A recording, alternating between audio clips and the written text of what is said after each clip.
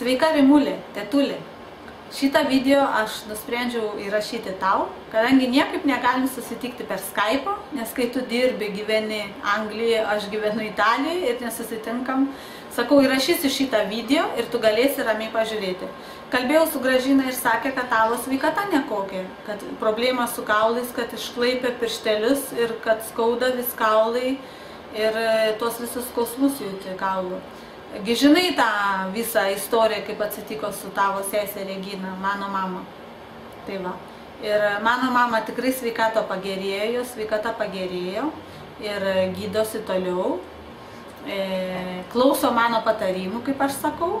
Bet mano patarimai, Rimut, iš kur mano patarimai yra? Aš tos patarimus visus gavau iš daktaro, kurį studijuoju, tą daktarą iš Amerikos. Tik jo dėka, suprantate, tik jo dėka aš žinau, ką daryti ir kaip elgtis, kadangi tas daktaras pasakė, nėra jokios lygos, kuri neišgydoma. Visos lygos yra išgydomos, tik žmonės yra nepagydomi. Tas daktaras tai pasakė. Tačiau aš negaliu tau pasakyti dabar iš šitą 10 minučių tą video padarysiu, aš tau negaliu išaiškinti dviejų metų studijų, kiek skaičiau, kiek domėjausi.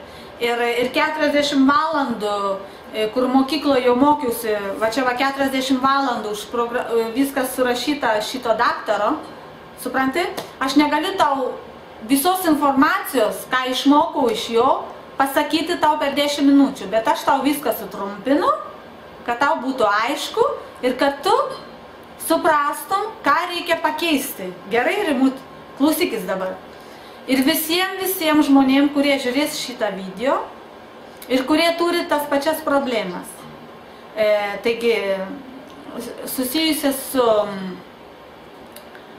kaulų skausmais, artrozė, osteoporozė, artritas, reumatas, visokie uždegimai, visos keleto problemos. Gerai?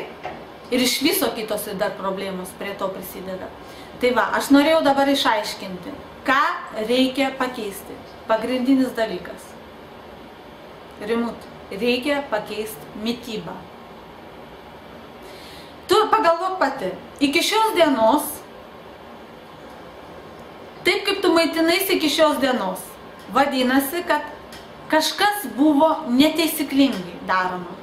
Nes priėjai prie to, kad atsidūrei dabar su lyga, kad dabar turi šitą lygą. Tas pats buvo ir mano mamai. Mano mama 56 metų susirgo tą baisę lygą, osteoporozė, artrozė, artritas, gutas. Gutas tai reiškia, kai visi būna sutinė sąnariai, žinai pati, vandenį susirenka ant sąnarių ir nebegali palankstyti sąnarių.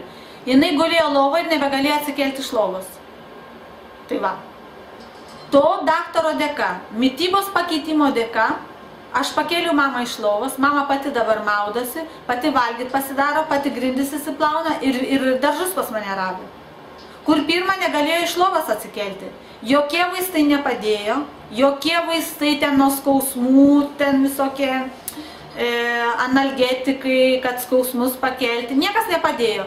Osteoporozė ten sustiprinti tą kaulų visą struktūrą, jokių vaistų nėra. O tie vaistai, kur duoda daktarai, tai tie vaistai yra labai pavojingi, nes jie yra kalcio, parūpina kalcio kaulam, bet kadangi to kalcio duoda tiek daug, tie vaistai, kad kaulai pasidaro trapus, tada prasideda lūžiai.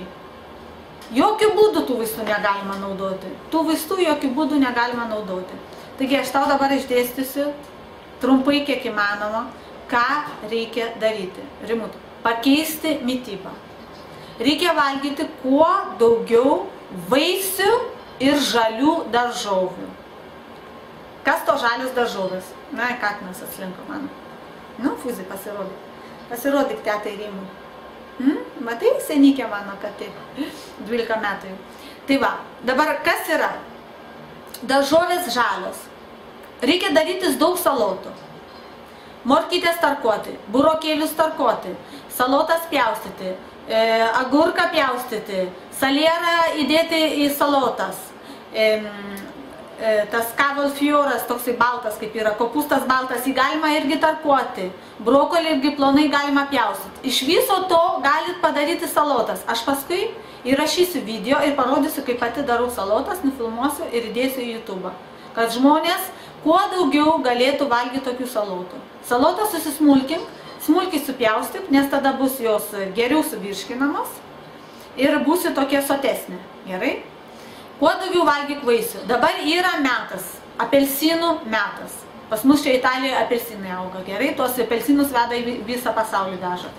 Spausk apelsinų sultis. Jeigu gali gauti greipfrutą, pompelmo sultis spausk. Tai yra pačios geriausios sultis, kurios valo organizmą.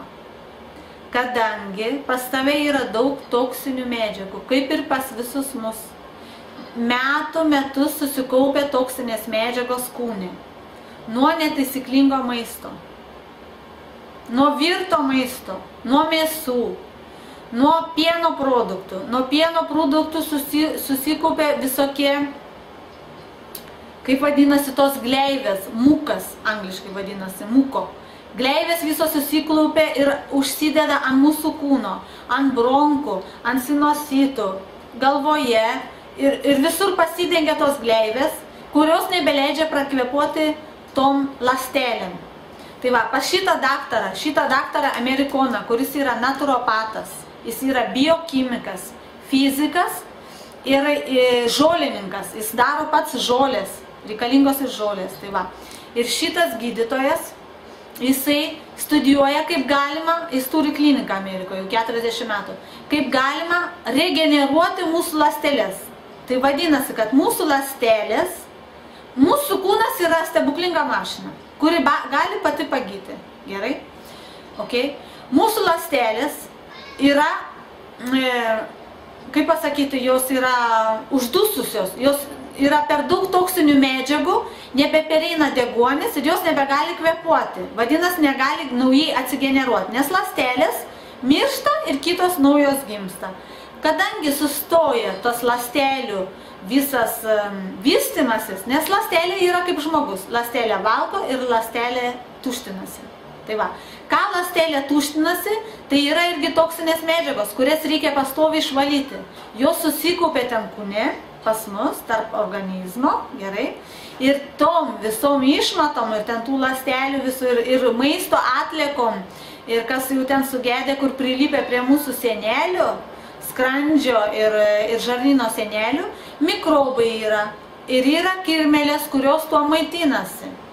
Va, ir čia prasideda visas, toks kaip pasakyti, visos problemos, gerai? Nes jeigu valgai netaisyklingą maistą, kaip duona, balta duona, baltus miltus pasta iš baltų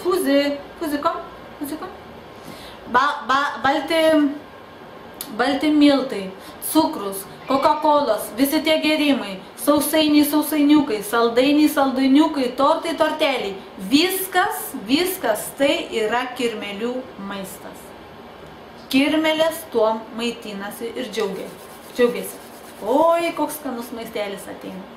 Tai va, kai pradedi valgyti daug žalio maisto, spausti sultis. Jeigu turit sulčių spaudiklį, spauskit morkų sultis, burokėlių sultis, salierų sultis, agurkų sultis. Viską sumaišykit, obuolių sultis ir gerkit ir valykit savo sąnarius. Pamatysit, kaip savaitės bėgyje pasikeis, atslūgs visi sąnarių skausmai. Gerai? Valgykit kuo daugiau salotų, kuo daugiau vaisių. Stenkitės valgyti virtą maistą tik vieną kartą per dieną, per pietus, o vakare valgykit salotas. Virtas maistas koks turi būti? Tamsus ryžiai, arba grikių košė, arba sriuba, arba vištienos krūtinėlė, jeigu valgot mėsą, aš kadangi vegetarė nevalgau, arba žuvis, okay? Su salotom. Tai va. Pasirinkimas yra tikrai didelis, tik kad būtų viskas iš rudų miltų. Rimut, nusipirk rudus ryžius, jie verda ilgai, 40 minučių, nesvarbu. Su kokiom daržovėm, patušintom daržovėm sumaišyt ir salotos priedo. Paskui galit kepti orkaitėj, bulvytės pakepti su paprika, su visokiom kitokiom daržovėm, ką jūs turite. Ten Lietuvoje, Anglijoje, aš nežinau dabar tiksliai, suprantate, aš negaliu pasakyti visų daržovių pavadinimų. Naudokit kopūstų salotas. Tai yra pats geriausias dalykas. Kopūsto daug turit, prisiraukit kopūsto, naudokit kopūsto salotas. Tai va. Grikių košė labai gera. Pieno produktus reikia pamiršti. Jokių pieno produktų. Mano mama prieš susirgant osteoporozę ir artritu labai daug valgė jogurtų. Kas jai pakilo? Pakilo kolesterolis nuo visų tų sūrių. Gavosi taip. Ir pasidarė candida, fungis, grybas candida užsiveisė. Ir po to trečias etapas buvo kaulai suryro. Jos kaulai tai kaip dalmantinas. Tarp nuotraukos, kur atšvietė, Prancūzijoje padarė tyrimus, jos kaulai nuo kaukolės iki pėdų buvo kaip dalmantinas su skylėm. Visas skylėtas skeletas. Aš išsigandau, kai pamačiau. Mano mama sako, taip, Inga, taip, aš valgiu visus jogurtus, rodo per televizorių, sako, kas išeina menopauzė, reikia valgyti jogurto pieno produktus, nes yra kalcio. Čia yra griniausia nesąmonė. Čia yra mitas, komercijos ir pardavimo mitas. Ir žmonėm plauti smegenis. Aš esu labai supykus, nes sugadina mano mamos sveikatą. Visos šitos reklamos. Dabar aš pasakau dėl ko. Pienas turi kalcio. Ok? Taip. Cheminiu atveju pažiūrėjus, taip, kalcio turi.